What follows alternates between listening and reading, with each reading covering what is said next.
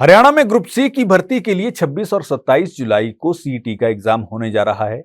हरियाणा सरकार ने अपनी तैयारी कर ली है। हरियाणा के मुख्यमंत्री ने इस बारे में जानकारी भी दी और साथ ही साथ उन्होंने रिव्यू मीटिंग भी की। रिव्यू मीटिंग में क्या कुछ हुआ, क्या अधिकारियों को निर्देश दिए, इस बारे में उन्होंने मीडिया के सामने अपनी बात रखी और बताया कि हाँ, किस तरह के निर्देश जो हैं वो हरियाणा के अधिकारियों को खास तौर पर इस सीईटी एग्जाम को लेकर दिए गए हैं। और इसमें एक सबसे महत्वपूर्ण बात जो उन्होंने बताई वो ये बताई कि हरियाणा के जो अभ्यर्थी हैं, यानी जो इस एग्जाम में बैठने वाले हैं, जो 26 और 27 को ये एग्जाम देंगे, उनके लिए हरियाणा की तरफ से यानी हरियाणा सरकार की तरफ से हरियाणा रोडवेज की बसों का इंतजाम किया गया है। ये अभ्यर्थी जो हैं अपने घर से, अपने गांव से इन बसों में बैठकर फ्री में अपने एग्जाम सेंटर पहुंच सकते हैं, यानी उनसे कोई शुल्क जो है वो नहीं लिया जाएगा। ये शुल्क जो है इसको सरकार और साथ में HSSC यानी हरियाणा स्टाफ सिलेक्शन कमीशन जो है वो इसका खर्चा वहन करेगा। साथ ही लड़कियों के लिए एक खास बात उन्होंने कही है, जो लड़कियां अभ्यर्थी हैं कि उनके साथ उनके परिवार का कोई एक सदस्य जो है वो भी साथ में फ्री में यात्रा इस बस में कर सकता है। इसके अलावा मुख्यमंत्री की ओर से अधिकारियों को यह भी स्पष्ट निर्देश हैं कि किसी भी तरह की कोई कोताही इस मामले में ना बरती जाए। और साथ ही हरियाणा की जनता से भी मुख्यमंत्री महोदय ने ये आग्रह किया है कि 26 और 27 जुलाई को, क्योंकि इस एग्जाम में 13,48,000 छात्र जो हैं वो हिस्सा ले रहे हैं। 2 दिन ये एग्जाम होगा, तो ऐसे में हरियाणा की जनता से मुख्यमंत्री महोदय ने ये खास अपील की है कि इन 2 दिनों में गैर जरूरी यात्रा से वो बचें, ताकि ट्रैफिक की समस्या जो है वो ना पैदा हो। यानी अगर ट्रैफिक भारी होगा तो ये भी हो सकता है कि जो अभ्यर्थी हैं वो समय पर एग्जामिनेशन सेंटर जो है वो ना पहुंच पाए। तो ऐसे में ये चीज गौर रखने की बात जो है, या फिर हम ये कहें कि हरियाणा की जनता से मुख्यमंत्री महोदय ने ये अपील की है खास तौर पर। साथ ही आपको ये बता दें कि जो हरियाणा स्टाफ सिलेक्शन कमीशन के चेयरमैन हैं हिम्मत सिंह, उनकी तरफ से भी हरियाणा के छात्रों के लिए खास तौर पर, और जो इस परीक्षा में बैठने जा रहे हैं 26 और 27 जुलाई को, उनके लिए बाकायदा उन्होंने YouTube पर वीडियो जारी किया और उस वीडियो में उन्होंने बताया कि किस तरह की चीजें जो हैं वो आपको गौर में रखनी है। इस वीडियो में हम आपको बताने वाले हैं कि हरियाणा स्टाफ सिलेक्शन कमीशन के चेयरमैन हिम्मत सिंह ने क्या कुछ बातें कही जो आपको इस वीडियो के माध्यम से जानने को मिलेंगी। और इस वीडियो में आपको यह भी जानने को मिलेगा कि सीईटी एग्जाम अगर आप देने जा रहे हैं तो कौन सी ऐसी बातें हैं जो आपको गौर रखनी है। जब आप एग्जाम देने जाएं तो ऐसा ना हो कि आप कुछ चीजें अपने साथ ना ले जाएं जिस वजह से आपको एग्जाम देने ना दिया जाए।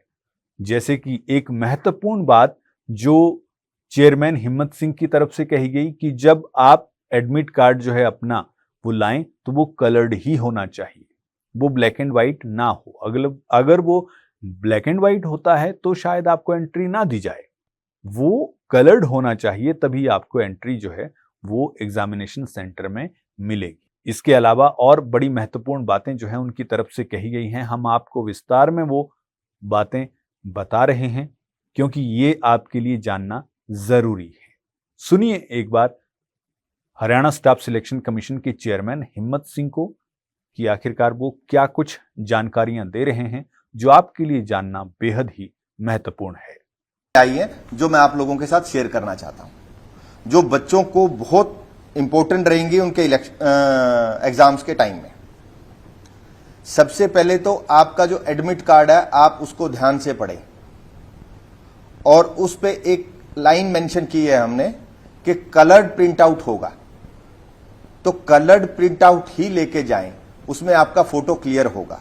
बहुत सारे बच्चे ब्लैक एंड व्हाइट लेके आते हैं, इसलिए हमने इनिशियली एक आपको अलर्ट दिया है एडमिट कार्ड पे ही। एडमिट कार्ड के साथ साथ आप अपना कोई भी आईडी प्रूफ जैसे कि Aadhaar card, driving licence, voter ID, passport और इसके अलावा भी अगर कोई पहचान पत्र है, गवर्नमेंट आईडी प्रूफ है, वो आप ले जा सकते हैं। आपको समय पे जाना है, आप लोग मैं आपके साथ वो डेटा भी शेयर करूंगा कि किस डिस्ट्रिक्ट के बच्चे कहां पे जा रहे हैं। तो उस दृष्टि से भी आप ध्यान रखें कि आपको टाइम पे पहुंचना है, टाइम से पहले आप वहां पे जाएं और अपना बायोमेट्रिक और जो एंट्री के जो प्रोसीजर्स हैं वो फॉलो करें। आप कोई भी मोबाइल फोन, कोई भी इलेक्ट्रॉनिक गैजेट्स आप लेके ना जाएं। बहुत सारे बच्चे लेके जाते हैं तो फ्रिक्सिंग टीम जो होती है वो उसको बाहर ही होल्ड कर लेती है। तो आप कोई भी वैल्यूएबल आइटम जो है वो ना लेके जाएं। जैसे ही आपने डाउनलोड किया एडमिट कार्ड के बैक साइड पे कुछ इंस्ट्रक्शंस हैं। मेरा एक्सपीरियंस रहा है बहुत बच्चे उसको बहुत ध्यान से नहीं पढ़ते। मेरा रिक्वेस्ट है आप सबसे कि उसको कम से कम 2 बार तो आप पढ़ें और जो उसमें इंस्ट्रक्शन दी गई हैं उसको फॉलो करें। उससे आपका बहुत फायदा होने वाला है और कमीशन का भी।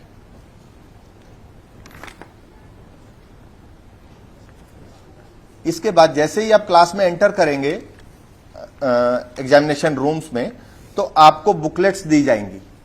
तो जैसे ही आप बुकलेट लेंगे, आप अपना क्वेश्चन बुकलेट और ओएमआर सीट दोनों को मैच कर ले, वो सेम होने चाहिए। अगर वो सेम नहीं है तो इमीडिएटली इन्विजिलेटर को आप इंटीमेट करें, आपका चेंज हो जाएगा। लेकिन आपके मेंशन करने के बाद अगर आपने उसमें रोल नंबर या कोई डिटेल मेंशन कर दी है, उसके बाद वो मुश्किल हो जाएगा, वो चेंज नहीं होगा। तो इनिशियली शुरू में जो समय दिया जाएगा उस समय में आप इसमें ये चीज जरूर चेक कर ले, ओएमआर क्वेश्चन बुकलेट नंबर और ओएमआर सीरियल नंबर। इसके लिए आपको 5-10 मिनट में आपको इंटीमेट कर देना चाहिए इन्विजिलेटर को। इस बार जिस भी बच्चों ने पहले एग्जाम दिए हुए हैं एचएसएससी की तरफ से, तो पहले name, father name, roll number सब कुछ ओएमआर पे मेंशन होता था। इस बार मेंशन नहीं होगा। आपको roll number, name, father name, mother name का वहां पे कॉलम होगा, बिल्कुल क्लियरली आप लोगों को वो फिल करना है। रोल नंबर फिल करते टाइम, मेंशन करते टाइम और सर्कल करते टाइम रोल नंबर आपको लिखना भी पड़ेगा और सर्कल भी करना पड़ेगा। तो वो ध्यान से करें। ऐसा ना हो कि बहुत सारे बच्चों की रिक्वेस्ट आती है कि हमारे जो रोल नंबर्स हैं वो हमने गलत मेंशन कर दिया है। तो इस टाइम पे, इस एग्जाम में आप इसको ध्यान दें कि रोल नंबर और आपकी डिटेल वो प्रॉपरली आपने मेंशन की है, उसको क्रॉस चेक कर लें। एग्जाम टाइम में ओएमआर सीट के लिए आपको जो स्टेशनरी है वो कमीशन की तरफ से प्रोवाइडेड है।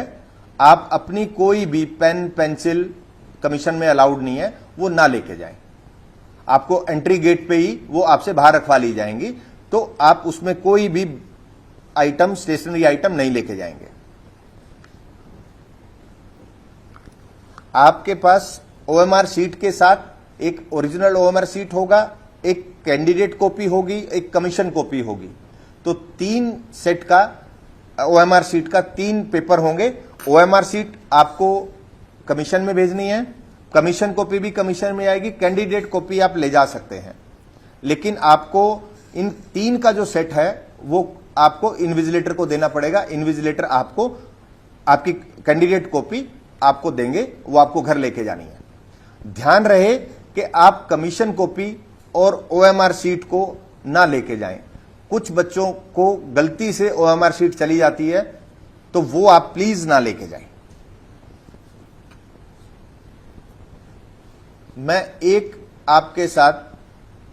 एक्सपीरियंस आपके साथ शेयर करना चाहता हूं। लास्ट 24,000 का जो हमने रिजल्ट डिक्लेयर किया था, उसमें हमने अप्रोक्सीमेट 250 ओएमआर सीट्स को रिजेक्ट किया था एज पर इंस्ट्रक्शन। आप ओएमआर सीट के इंस्ट्रक्शन देखेंगे और आप एडमिट कार्ड के इंस्ट्रक्शन देखेंगे तो उसमें मेंशन्ड है। आप उस पर स्क्रैच नहीं कर सकते ओएमआर सीट पे और स्मजिंग नहीं कर सकते। तो बहुत बच्चे क्या करते हैं, एक नंबर को ठीक करने के लिए उसको स्क्रैच करना शुरू कर देते हैं। नाखून से भी स्क्रैच कर लेते हैं या पेंसिल से या पेन से, जो कमीशन ने दिया होता है। उससे क्या होता है कि उस पर हमें पता लग जाता है, वो स्कैनिंग मशीन में स्कैन नहीं हो पाता प्रॉपरली और एज पर इंस्ट्रक्शन हमें उसको रिजेक्ट करना होता है।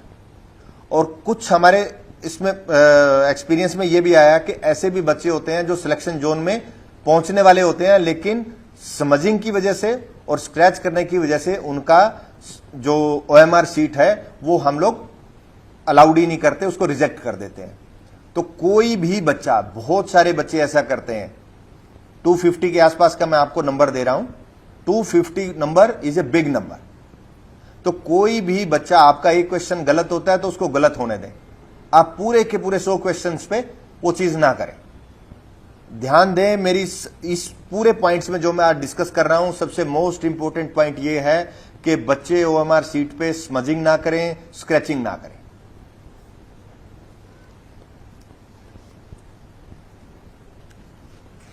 कैंडिडेट कॉपी बच्चे, जैसे कि मैंने आपको बताया, आप ले जा सकते हैं, सिर्फ कैंडिडेट कॉपी लेके जाएं, कमीशन कॉपी और वो चीज ना लेके जाएं। और एक हमने कमीशन ने इस बार नई चीज शेयर की है आप लोगों के साथ। आपको जब भी आप क्लासरूम में जाएंगे और 24 क्वेश्चन बुकलेट का एक बुकलेट आपके पास एक पैकेट आएगा। हमने इंस्ट्रक्शंस में, अपने SOP में भी मेंशन किया है, जो इन्विजिलेटर होंगे वो आपको उसको के वो सील्ड पैक है या नहीं है वो आपको दिखाएंगे। और अगर वो सील्ड पैक है तो क्लास में से कोई भी 2 बच्चे उसको साइन करेंगे उस पैकेट को। वो अपना नाम, अपना रोल नंबर और अपना मोबाइल नंबर उस पर मेंशन करेंगे।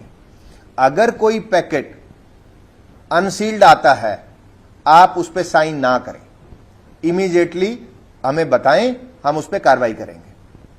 मैं आपको श्योरिटी देता हूं कि ऐसा कोई पैकेट आपको नहीं मिलेगा जो अनसील्ड होगा। तो ये स्पेशल लास्ट एग्जाम्स में नहीं था, इस एग्जाम में प्रोविजन किया गया है। तो आप उसको चेक कर लें और इन्विजिलेटर आपसे चेक आपको दिखाएंगे, आपको बिना दिखाए उसको ओपन नहीं करेंगे।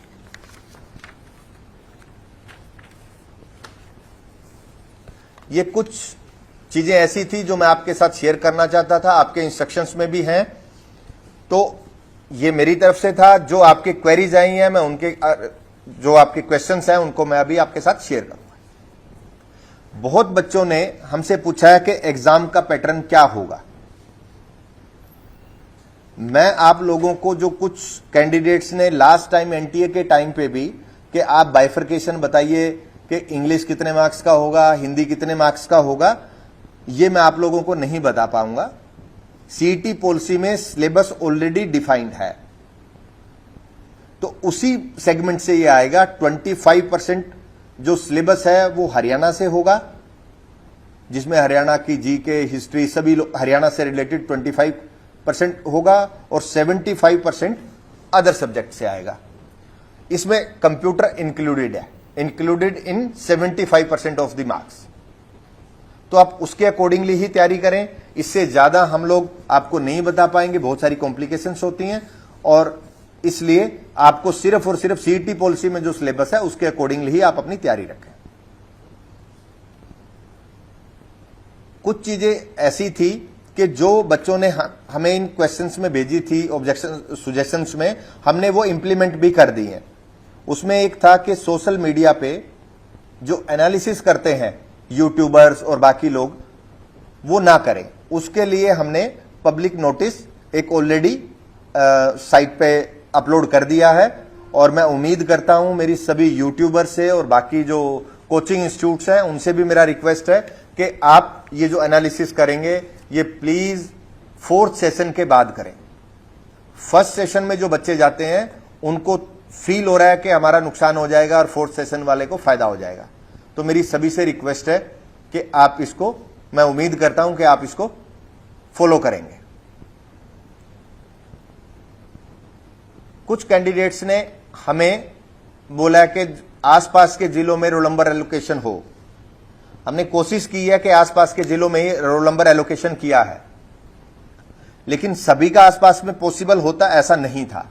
हमने बहुत सारे पैरामीटर किए, लेकिन सभी का सिर्फ एडजॉइनिंग डिस्ट्रिक्ट में हो ऐसा पॉसिबल नहीं था। उसके रीजन थे, जैसा कि हिसार में सबसे ज्यादा नंबर था, तो वो किसी भी एक डिस्ट्रिक्ट में पॉसिबल ही नहीं था कि हम किसी डिस्ट्रिक्ट में उसको एलोकेशन कर पाए रोल नंबर्स का। कुछ डेटा मैं आपके साथ शेयर कर सकता हूं, जो एलोकेशन हुई है वो हमने किस तरीके से की है। पीडब्ल्यूडी कैंडिडेट्स को हमने with in district he allocate किया है। अप्रोक्सीमेट 15,000 कैंडिडेट्स ऐसे हैं जो डिस्ट्रिक्ट्स में ही एलोकेट हुए हैं, जो पीडब्ल्यूडी कैंडिडेट्स हैं, उनको अपने डिस्ट्रिक्ट से बाहर नहीं जाना। 25 to 50 किलोमीटर में हम लोगों ने तकरीबन 2 लाख के आसपास कैंडिडेट्स ऐसे हैं जो 25 से 50 किलोमीटर के दायरे में अपना एग्जाम देने जाएंगे। इसमें 22% महिलाएं हैं और 24% पुरुष हैं।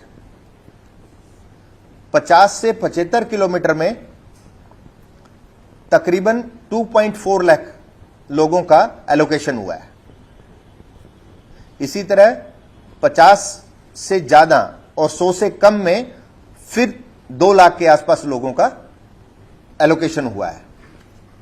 और अगर मैं कुछ कैंडिडेट्स ऐसे हैं, हमारी पास ऐसी कोई कंप्लेंट या ऐसा कोई ग्रीवेंस नहीं आया कि मेरा सेंटर बहुत दूर असाइन हुआ है, लेकिन फिर भी कुछ कैंडिडेट्स ऐसे हैं जो 100 किलोमीटर के आसपास के एरिया में जा रहे हैं।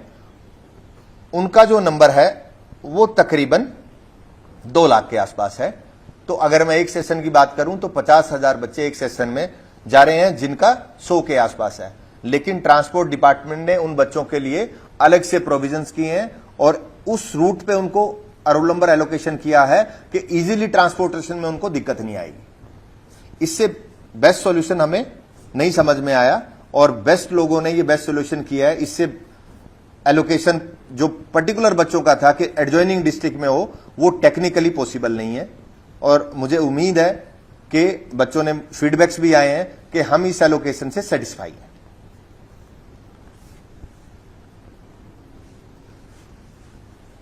बच्चों ने नॉर्मलाइजेशन के रिगार्डिंग जो रिक्वेस्ट किया था वो हमने गाइडलाइन ऑलरेडी अपलोड कर दी है कमीशन की साइट में। कुछ कैंडिडेट्स का हमारे पे सुझाव है कि परीक्षा शुरू होने से पहले ही सारी फॉर्मेलिटीज कंप्लीट करा ली जाएं। ये बिल्कुल आपके एग्जाम से काफी टाइम पहले ये कंप्लीट हो जाएगा प्रोसेस, जिसमें बायोमेट्रिक का प्रोसेस, फ्रिस्किंग, सभी कुछ कंप्लीट हो जाएगा और आपको टाइम से पहले ही एग्जाम सेंटर में जाना है, एग्जाम क्लासरूम में जाना है। सिलेबस के रिगार्डिंग भी कुछ बार बार बच्चों ने कई बार वो आए हैं, पेपर सिलेबस और एग्जाम पैटर्न के बारे में ऑलरेडी मैं डिस्क्राइब कर चुका हूं। कुछ कैंडिडेट्स का मैं अपने क्वेरी में पहले दे चुका हूं। कुछ कैंडिडेट्स का ये है कि आईडी कार्ड एक आधार कार्ड के अलावा भी अलाउड हो। आप कोई भी गवर्नमेंट आईडी ले जा सकते हैं जिसमें आपकी डिटेल्स हो और आपका फोटो हो, वो सभी अलाउड है। ओएससी, डीएससी, ओबीसी, ईडब्ल्यूएस, इन कैंडिडेट कैटेगरीज के कैंडिडेट जो हैं उनका करेक्शन पोर्टल के रिगार्डिंग क्वेश्चन था। तो उस करेक्शन पोर्टल के रिगार्डिंग ऑलरेडी एडवोकेट जनरल साहब ने कोर्ट में स्टेटमेंट दिया है। एग्जाम होने के बाद और रिजल्ट डिक्लेरेशन से पहले आप सभी लोगों को मौका दिया जाएगा, आप उसमें अपना जो कैटेगरी है वो चेंज कर सकते हैं। तो इसके लिए आप निश्चिंत रहें कि आपको ऐसा नहीं होगा। बिल्कुल एग्जाम की तैयारी करें, आपको मौका मिलेगा, उस मौके के अकॉर्डिंगली आप अपना वो करें, इस पे आप अपना ध्यान रखें। पीडब्ल्यूडी कैंडिडेट्स के रिगार्डिंग भी काफी क्वेश्चंस हमें रिसीव हुए हैं। पीडब्ल्यूडी कैंडिडेट्स के रिगार्डिंग आपको एक तो मेडिकल सर्टिफिकेट लेके जाना है। आप मेडिकल सर्टिफिकेट लेके जाएंगे अपना, जिसको कि पीडब्ल्यूबीडी सर्टिफिकेट जिसको बोलते हैं, तो आप वो लेके जाएंगे। साथ में आप एडवर्टीजमेंट के अकॉर्डिंगली आपको एक अंडरटेकिंग देना है आपके स्क्राइब को। तो स्क्राइब आप लेके जाएंगे, उसका एक अंडरटेकिंग तैयार करेंगे और स्क्राइब जो होगा वो इस एग्जाम से उसका जो पासिंग स्टेटस है वो कम होगा। ये 12th लेवल का एग्जाम है तो मींस आप 10th लेवल के बच्चे को लेके जाएं। हमने उसमें मेंशन भी किया 10th लेवल। इससे ज्यादा ना करें। आपने अंडरटेकिंग दी है, आपके रिजल्ट पे अगर किसी ने कंप्लेंट की और हमारी नॉलेज में आया तो आपका पेपर रद्द हो सकता है अगर आपका हायर क्वालिफिकेशन का बच्चा आपके साथ बैठेगा। कुछ बच्चों का यह रिक्वेस्ट है कि हमने स्क्राइब में यस किया जबकि हमें स्क्राइब की जरूरत नहीं है, तो आप सेंटर में जाएंगे, सेंटर स्टूडेंट से बात करें, तो इस बात का कोई भी आपको हडल नहीं आएगा कि आप उसमें कोई वो है। आप सेंटर स्टूडेंट में जाएं और आप जाके आप एग्जाम लें। कुछ बच्चे ऐसे हैं जिन्होंने स्क्राइब की डिमांड ही नहीं की, तो वो भी डिमांड कर सकते हैं। आप अपना स्क्राइब लेके जाएं और सेंटर स्टूडेंट को रिक्वेस्ट करें तो आपको एग्जामिनेशन में अलाउ किया जाएगा। आप अपने स्क्राइब के भी सभी डॉक्यूमेंट्स साथ में लेके जाएंगे। और अंडरटेकिंग, ये आप ध्यान रखें, मैं आपको दोबारा से फिर रिपीट कर रहा हूं, आपका पीडब्ल्यूडी सर्टिफिकेट, आपकी अंडरटेकिंग, स्क्राइब की अंडरटेकिंग और आपके आईडी प्रूफ और स्क्राइब के आईडी प्रूफ वो लेके जाएं। एग्जाम से एक दिन पहले ही ये सारी चीजें करके आप अपने जो भी आपका बैग और एनवल्प जो भी हैं आप उसको उसमें रखें। कुछ बच्चों का बस सर्विस को लेके रिक्वेस्ट था, जो आप सबकी नॉलेज में है कि वो कंप्लीट हो चुका है। ट्रांसपोर्ट डिपार्टमेंट इसमें काम कर रहा है, जो बहुत अच्छे से मेरी ट्रांसपोर्ट डिपार्टमेंट से डे टू डे वर्किंग पे डेली बात होती है, बहुत अच्छे से वो लोग कर रहे हैं। और आपको सेंटर पे भी, बस स्टैंड पे भी आपको हेल्प डेस्क मिलेगा, सभी लोग उसमें लगे हुए हैं और आपको सेंटर टू सेंटर आपको सारी फैसिलिटी मिलेंगी। आप लोकल बस स्टैंड पे आएंगे, उस लोकल बस स्टैंड से आपको स्कूल के लिए भी बस सर्विसेज अवेलेबल है, तो आप ऑनलाइन उस पे जाके भी बुकिंग कर सकते हैं। ट्रांसपोर्ट की इंस्ट्रक्शंस आप देखते रहें।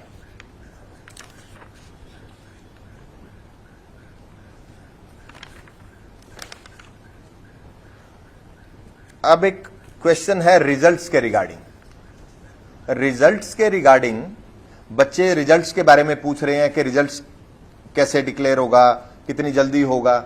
मैं आपको प्रोसेस बता देता हूं, टाइम मैं कमिट नहीं कर सकता आपके साथ। एग्जाम के बाद एक स्कैनिंग का प्रोसेस होता है, स्कैनिंग होगा, उसके बाद रिजल्ट। लेकिन हमें आप लोगों को करेक्शन पोर्टल के लिए भी टाइम देना है, एज पर दी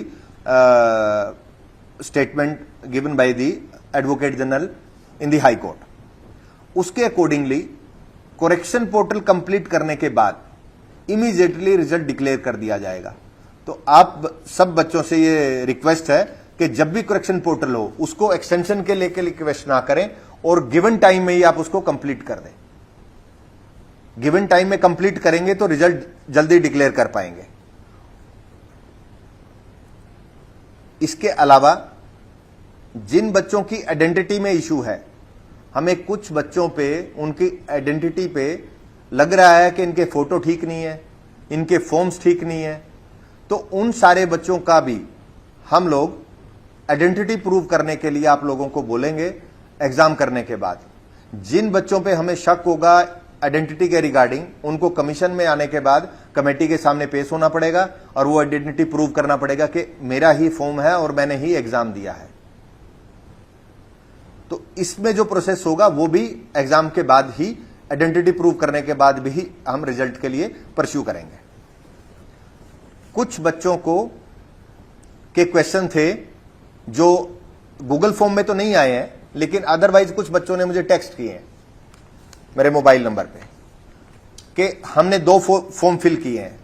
जिन बच्चों ने 2 फॉर्म फिल किए हैं ओल्ड सीईटी से और न्यू सीईटी नंबर से, हम उनको टाइम देंगे करेक्शन पोर्टल के टाइम पे, वो अपने दोनों रजिस्ट्रेशन नंबर को मर्ज कर लें और उसके रिगार्डिंग ही फिर आगे फर्दर जो प्रोसीडिंग होगी उसके रिगार्डिंग ही चलेगी। कुछ बच्चों की क्वेरीज ये आई हैं जो रूटीन में मेरे से मिलने भी आते हैं कि सर इस नए सीईटी होने के बाद क्या मेरा पुराना सीईटी का जो स्कोर है वो खत्म हो जाएगा? बिल्कुल खत्म नहीं होगा। Date of result of the last CET आप वो ध्यान रखें, 3 साल के लिए वैलिड है और वो आपकी सीईटी पॉलिसी में ही मेंशन्ड है, तो आप उसको देख सकते हैं, 3 साल के लिए वैलिड है। आप date of declaration of the result CET 2022 को देखें तो वो बच्चे भी नेक्स्ट एडवर्टीजमेंट में वो कर पाएंगे, एलिजिबल होंगे। कुछ लोग मिस इंफॉर्मेशन सर्कुलेट करते हैं, मुझे नहीं पता उनकी क्या इंटेंशन होती है, लेकिन आप किसी भी इंफॉर्मेशन के लिए साइट पे ही जाएं, साइट पे देखते रहें। और मैं कोशिश करता हूं सोशल मीडिया के माध्यम से भी हर छोटे बिंदु पे भी मैं आप लोगों तक जुड़ूं। तो आप किसी भी डिसीजन पे जाने से पहले आप सिर्फ और सिर्फ वेबसाइट पे वो करें, कमीशन की वेबसाइट पे विश्वास करें, उसको देखते रहें। और आपको कुछ ऐसा लगता है सोशल मीडिया के माध्यम से मुझे बता सकते हैं। मेरा नंबर सब लोगों के पास है, पब्लिक में सब लोगों के पास है, तो आप उस चीज को मेरे को टेक्स्ट कर सकते हैं।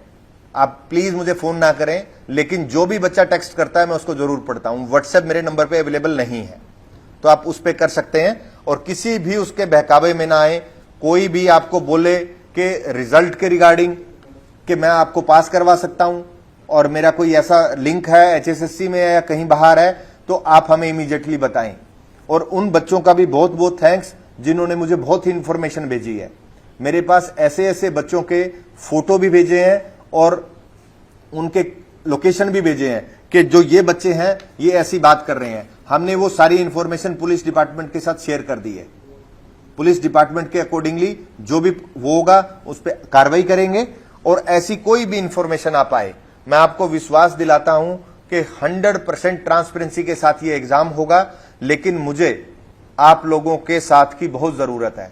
अगर आप लोग हमारा साथ नहीं देंगे तो हम लोग इसको इस तरीके से नहीं कर पाएंगे। ये बहुत बड़ा एग्जाम है हमारी स्टेट के अकॉर्डिंगली और कमीशन के अकॉर्डिंगली। बहुत बड़ा एग्जाम है, बच्चों के साथ की बहुत जरूरत है। आप हमें ऐसे ही हमारा साथ देते रहिए और हम भी आपको ऐसे ही रिक्रूटमेंट करते रहेंगे आप लोगों के लिए, और हमारा हौसला भी बढ़ता है। आप किसी भी बहकावे में आके कोई ऐसा डिसीजन ना लें जिससे हमारे देश पे, प्रदेश पे कोई ऐसा इंपैक्ट आता है।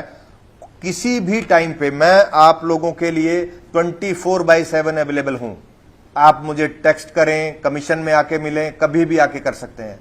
हमें इस कमीशन के लिए, हमारी स्टेट के लिए बहुत बड़े बड़े काम करने हैं, लेकिन तभी कर पाएंगे जब आप लोग साथ होंगे।